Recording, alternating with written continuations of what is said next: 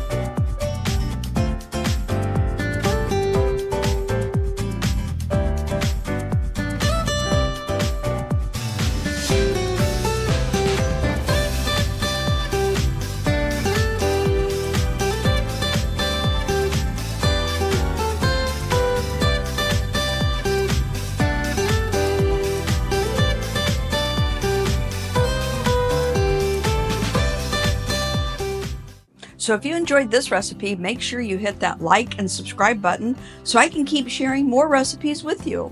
And thanks for stopping by Everyday Eats with Ellen.